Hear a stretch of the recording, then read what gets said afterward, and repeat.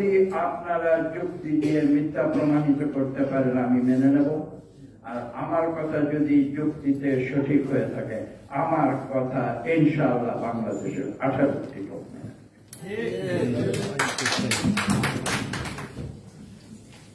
গণতন্ত্রহীনতায় কে বাঁচিতে চায়? অনেক কোটেশন দিয়েছেন ফজলুর রহমান সাহেব, আমি শুধু একটি লাইন, সবচেয়ে গুরুত্বপূর্ণ আজকের মুহূর্তে আমি যেটা মনে করছি, বাংলাদেশের মানুষ গণতন্ত্র ব্যক্তি রেখে অন্য কোন দফা রফা সহ্য করতে পারে। এই সরকার আমাকে মেরে ফেলতে পারে, আমাকে কেটে ফেলতে পারে, আমাকে গুলি করতে পারে, আমাকে গ্রেনেড দিয়ে উড়িয়ে দিতে পারে, কিন্তু আমরা কথা বলার স্বাধীনতা চাই। আমরা ভোটের, আমি একটু আগে বলেছি পাকিস্তানের বিরুদ্ধে প্রতিবাদ করেছিলাম, গণতন্ত্র আরেকটি বিষয় ছিল, দ্বিতীয় বিষয়টা উল্লেখ করা প্রয়োজন, দুটি উপযোগ্য ছিল। দ্বিতীয় বিষয়টি ছিল, এটা সাধারণ ভাষায় বলা হতো, আপনাদের যারা বয়োবৃদ্ধ যারা এখানে আছেন তাদের হয়তো মনে আছে, পাকিস্তানে একটি ড্যাম করা হয়েছিল। আজকে যখন পদ্মা সেতু নিয়ে বড়াই করে তখন পাকিস্তান একটি ড্যাম নিয়ে বড়াই করছে, সেই ড্যামের নাম ছিল তারবেলা ড্যাম। তারবেলা ড্যাম তখনকার দিনে এটা একটা প্রাইজ, একটা প্রজেক্ট ছিল পাকিস্তানে। আজকে যেমন আজকে সরকার তারা পাবলিসিটি করে বেড়ায় পদ্মা সেতু করেছে, সেই তারবেলা ড্যাম তখনকার দিনে 1000 কোটি টাকা খরচ করে বানানো হয়েছিল। প্রশ্নটি সেখানে নয়, প্রশ্নটি হচ্ছে সেই অর্থ এসেছিল কোথা থেকে? সেই অর্থ গিয়েছিল তৎকালীন পূর্ব পাকিস্তানের দরিদ্র মানুষের তখন বাংলাদেশি কথা প্রচলিত ছিল। আজকে নতুন প্রজন্মের উদ্দেশ্যে বলতে চাই, এগুলো ইতিহাসের কথা হারিয়ে যাচ্ছে। যখন পাকিস্তানের বিরুদ্ধে আন্দোলন শুরু হয় তখন পূর্ব পাকিস্তানের মানুষ এই প্রশ্ন করত, তার বেলা আছে আমার বেলা কেন? বুঝতে পারছেন? এই আদর্শ নিয়ে বাংলাদেশ স্বাধীন হয়েছিল। দ্বিতীয় যে উপযুক্ত ছিল সেটি ছিল অর্থনীতি। পাকিস্তানে 22টি পরিবার সমস্ত সম্পদ লুণ্ঠন করে নিয়েছিল।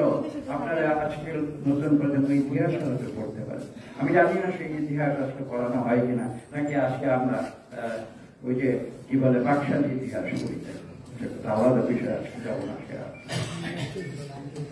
কিন্তু বিষয়টি হচ্ছে যে আজকে সরকার বাংলাদেশ যে আদর্শের উপরে ভিত্তি করে স্বাধীন হয়েছিল, যে দেশের দরিদ্র মানুষের অর্থনৈতিক মুক্তি হবে, দেশের অর্থনৈতিক সাম্য প্রতিষ্ঠিত হবে, আজকে তার পরিবর্তে 22 পরিবার কোথায় গেল? আজকে 220 অলিগার্কিক পরিবার এই সরকারকে যারা ঘিরে আছে, তারা কেন আজকে বাংলাদেশের সমস্ত সম্পদ কুক্ষিগত করে নিল, দেশের ভেতরে রাখলো, দেশের বাইরে ভিতরে লোপাট করে দিল, দেশের বাইরে পাচার করে দিল। আজকে তারা ফরেন এক্সচেঞ্জের রিজার্ভ ছিল $42 বিলিয়ন 6 মাস আগে, আজকে সেটা কেন 18 বিলিয়ন, 16 বিলিয়ন, 14 বিলিয়ন, কেউ কেউ বলে $12 বিলিয়ন কেন? মাত্র 6 মাস হল।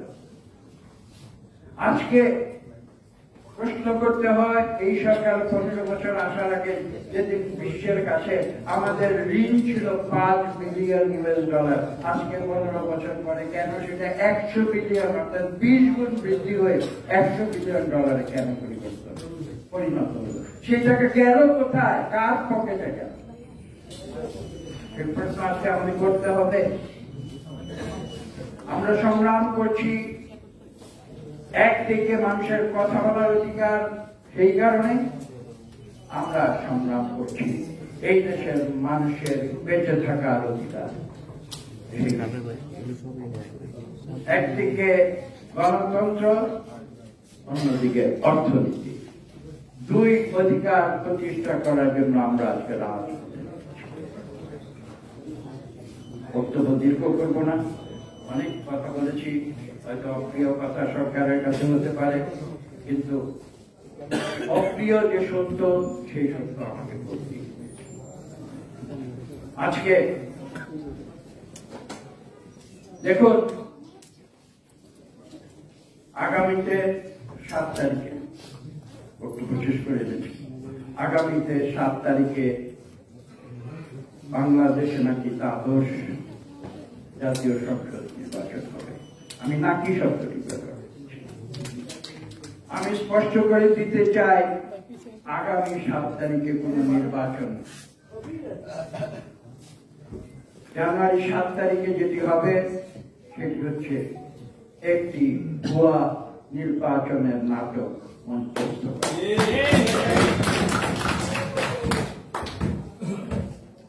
নির্বাচনের ফলাফল ইতিমধ্যে নির্ধারিত হয়ে গেছে। মনোনয়নের আগে 300 সিটের মধ্যে কে কোন সিট নেবে সেগুলো নির্ধারিত।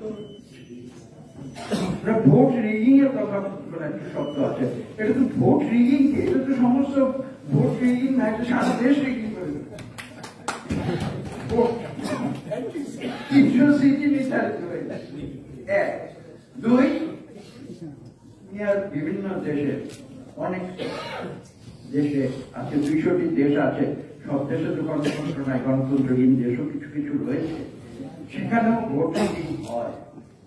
কিছু মনে করবেন, আমরা যখন ছাত্র ছিলাম, তরুণ বয়সে 1964 সালের কথা, জন কেনেডির আমেরিকার 14তম প্রেসিডেন্ট নির্বাচিত হয়েছে। কখনো একটি অভিযোগ এসেছিল আমেরিকার দেশে নাকি ভোট, তার পিতা অ্যাম্বাসেডর ছিলেন, ক্ষমতার অপব্যবহার করে ছেলেকে প্রেসিডেন্ট বানানোর জন্য নাকি ভোট রিগিং করেছিলেন। এই অভিযোগ সত্য বা মিথ্যা আমি সেই কথায় যাচ্ছি না। সেই অভিযোগ কিন্তু পত্র পত্রিকায় আমেরিকার প্রকাশ পেয়েছিল। আপনার ইতিহাস প্রশ্ন সেখানে নয়, অনেক দেশেই নির্বাচন যেখানে হয় নির্বাচনের রিগিং এর প্রশ্ন। কিন্তু আমার কথাটি হচ্ছে, তাই মানুষ তো চুরি করে, লুকিয়ে চুরি, রিগিং তো চুপে চুপে করে, লুকিয়ে করে, যাতে অন্য কেউ জানতে না পারে। আজকে কি এই সরকারের সমস্ত, আমি কি বলবো, আজকে রিগিং প্রকাশ্যে সবাইকে ঘোষণা দিয়ে টাকা স্বাক্ষর করা করে 300 সিট নির্ধারণ করে দেয় নির্বাচনের 1 মাস আগে। কিভাবে কোথায় দাঁড়িয়ে মগের মধ্যে পরিণত? অনেক কথা বলে ফেলেছি, আমি বক্তব্য দীর্ঘ করতে চাই না। আপনাদের কাছে একটি আবেদন শুধু আমি জানাবো না, আমি 2টি আবেদন। প্রথম, যে কথা আপনারা বলেছেন, ভোটদানে বিরত থাকুন। আমরা শান্তিপূর্ণ নীতিতে বিশ্বাস করি, আমরা সব ভোটদানে বাধা দেওয়ার বিশ্বাস করি। আমরা সবাইকে আবেদন করেছি, এই অর্থহীন যে ভোট, যে সাজানো একটা নির্বাচন, যে ভুয়া একটি নির্বাচন, সেই নির্বাচনে ভোট দেয়া না দেয়া এর মধ্যে কোনো পার্থক্য নেই। কাজে আমি ভোট বর্জন করব। এবং সেই সঙ্গে আমি যোগ করে দেব, আজকে শুধু ভোট পর্যন্ত দেওয়া, ভোট তো বর্জন মানুষ ইতিমধ্যে করেই ফেলেছে। আমার বিশ্বাস, বিএনপির আদর্শে যারা বিশ্বাসী তারা কেউ এই ভোট দিতে যাবে, এটা আসলে আমার বিশ্বাস হয় না। আমরা বলছি তাদের, ঠিক আছে। আমি যে কথাটি বলতে চাই, যে আওয়ামী লীগের যারা সমর্থক তারাও তো এই নির্বাচন করবে, কেন যাবে?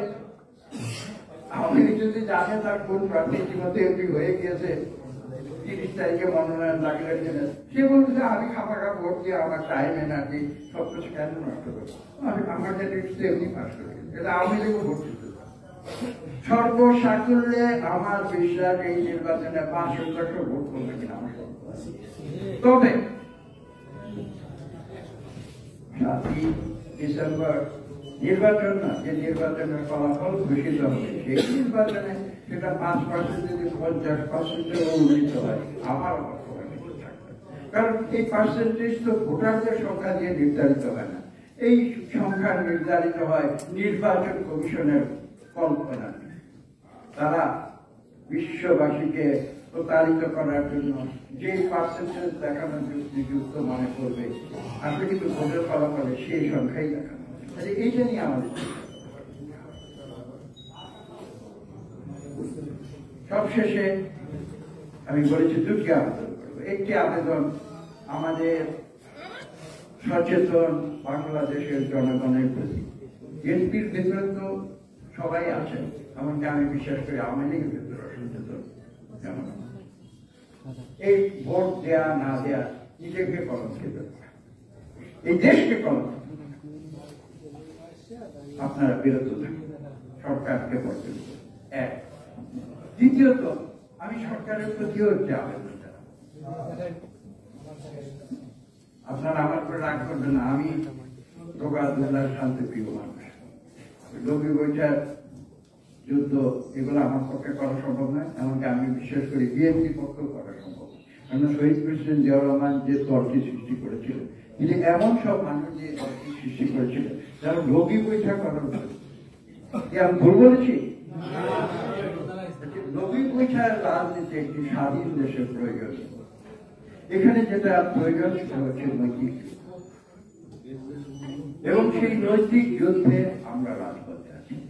আওয়ামী লীগের কাছে আমার আবেদন এই যে আপনারা সত্যি সত্যি যদি নিজেদের স্বাধীনতার পক্ষে সত্যি বলে দাবি করেন, আপনারা সত্যি সত্যি যদি স্বাধীনতার আদর্শে বিশ্বাস করেন, আজকে আপনাদের সেই অমোঘ মুহূর্ত উপস্থিত হয়েছে। এই একটি মুহূর্ত আপনাদের এসেছে, যদি আপনারা ভুল করেন মুহূর্তটি চলে যাবে। আর যদি আপনারা সেই মুহূর্তের সুযোগ নিয়ে নিজেদের সত্যিকার ভাবে স্বাধীনতার পক্ষের শক্তি হিসাবে প্রমাণ দিতে চান, আপনারা জোর গলায় বলুন, আমরা যা করেছি ভুল করেছি, আমরা একটি সুষ্ঠু নিরপেক্ষ নির্বাচন করতে চাই। সেই উদ্দেশ্যে আমরা বর্তমানে যে আমাদের যে ইশতেহার আছে, আমাদের যে ইলেকশন শিডিউল রয়েছে, সেই ইলেকশন শিডিউল আমরা বাতিল করেছি। এটা করে এটা কোন নিয়মের পরিপন্থী হবে না, এটা কোন নিয়মের পরিপন্থী হবে না। আজকে আওয়ামী লীগ সরকার এই দেশের 18 কোটি মানুষের কাছে যদি তাদের আন্তরিকতা প্রমাণ করতে চায়, গণতন্ত্রের প্রতি তাদের যে বিশ্বাস আছে সেটা প্রমাণ করতে চায়, তাহলে তারা আজকে জাতীয় সংসদ বাতিল করে দিক। এখনো 3 দিন সময় আছে, তারা মন্ত্রিসভা বাতিল করে দিক। 3 মাস সময় পাবে তারা নতুন করে ইলেকশন শিডিউল ঘোষণা করে। সমস্ত ভেদাভেদ ভুলে গিয়ে কোন রাজনৈতিক দলের স্বার্থে নয়, আমি কথাগুলো বলছি, জিয়াউর রহমান আমাকে শিক্ষা দিয়েছেন ব্যক্তিকে দল করে দলে দিয়েছেন। আওয়ামী লীগকে আমি অনুরোধ করছি, আপনাদের দলের স্বার্থে নয়, এই দেশের স্বার্থে। আর যদি দেশের স্বার্থে বিশ্বাস না করেন, একটি স্বার্থে তো আপনারা বিশ্বাস করবেন, আপনাদের নিজেদের ভবিষ্যৎ প্রজন্মের। আমরা আজকে থেকে 2 দিন পরে কেউ পৃথিবীতে থাকবো, আওয়ামী লীগের যারা বৈশিয়ান যারা আছেন তারাও কয়েকদিন পরে আসবে, কিন্তু তাদের নতুন পরবর্তী প্রজন্ম তারা তো বাংলাদেশে বসবাস করবে।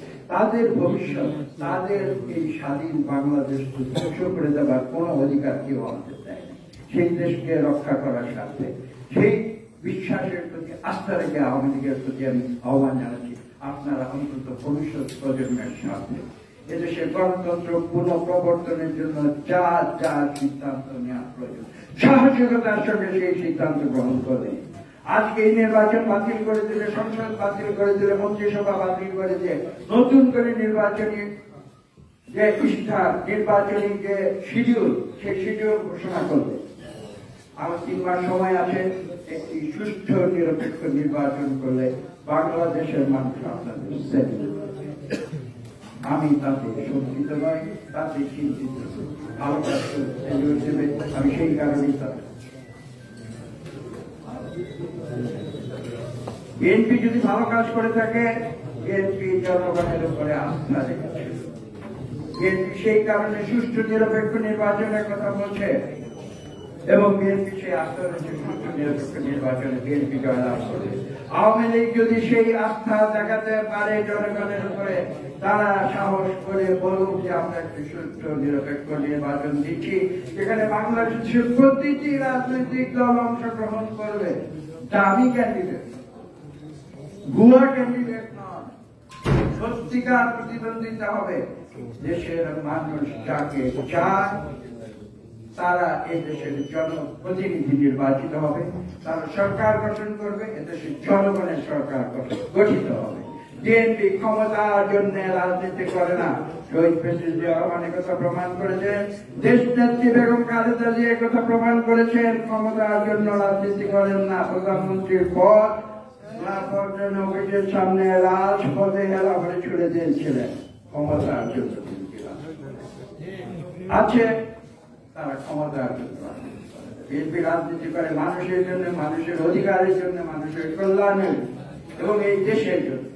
আসুন আমরা দলমত নির্বিশেষে আমরা একটি শান্তিপূর্ণ সহ অবস্থানে এসে মুক্তিযোদ্ধারা যে কারণে এই বাংলাদেশ সৃষ্টি করেছিলেন সেই শান্তিপূর্ণ সহ অবস্থানে এসে একে অপরের প্রতি প্রতিহিংসার মনোভাব ত্যাগ করে আমরা বাংলাদেশকে বিশ্বের বুকে একটি গৌরবময় জাতি হিসেবে প্রতিষ্ঠিত করি।